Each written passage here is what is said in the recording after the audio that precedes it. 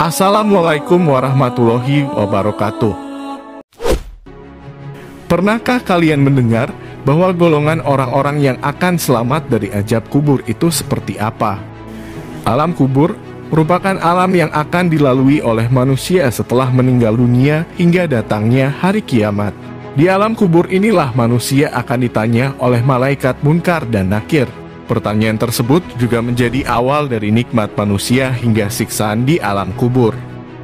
Bagi mereka yang memiliki amal perbuatan baik, yang senantiasa selalu mematuhi perintah dan menjauhi larangan Allah Subhanahu wa Ta'ala, maka mereka adalah termasuk golongan orang yang selamat dari azab kubur.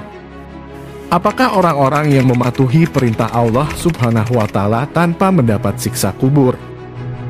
Adapun orang yang selalu berbuat maksiat dan golongan orang-orang kafir yang tidak bisa menjawab pertanyaan-pertanyaan oleh malaikat Munkar dan Nakir, maka akan memperoleh azab kubur.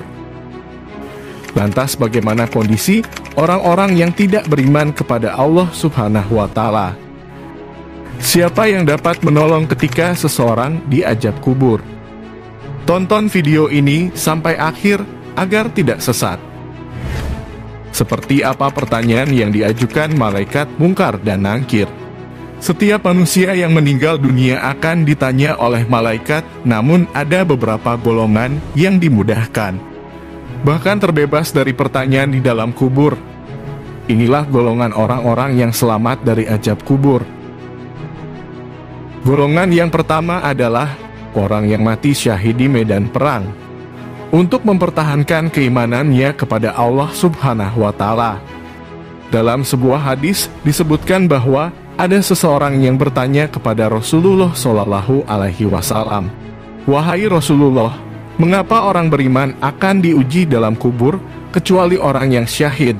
Rasulullah Shallallahu Alaihi Wasallam menjawab, "Cukuplah kilatan pedang di atas kepala mereka sebagai ujian."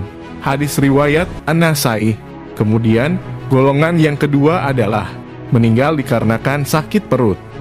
Beberapa hadis menunjukkan bahwa orang yang meninggal karena sakit perut merupakan salah satu sebab diselamatkannya dari siksa kubur.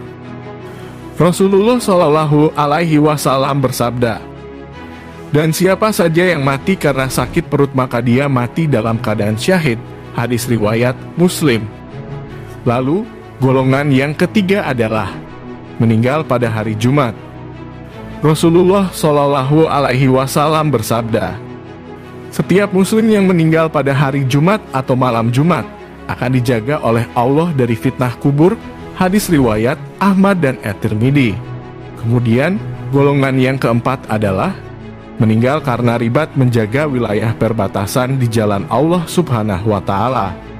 Rasulullah Shallallahu Alaihi Wasallam bersabda, "Terjaga-jaga di jalan Allah seharian semalam lebih baik daripada puasa sholat malamnya selama 1 bulan.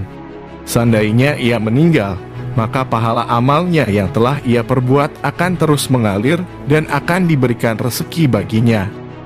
Dan ia terjaga dari fitnah pertanyaan kubur." Hadis riwayat Muslim. Inilah golongan yang terakhir adalah orang muslim yang selalu membaca surat Al-Mulk. Dari Abdullah bin Mas'ud, ia berkata, "Barang siapa membaca Tabarakalladzi biyadihil mulk, surat Al-Mulk setiap malam, maka Allah akan menghalanginya dari siksa kubur."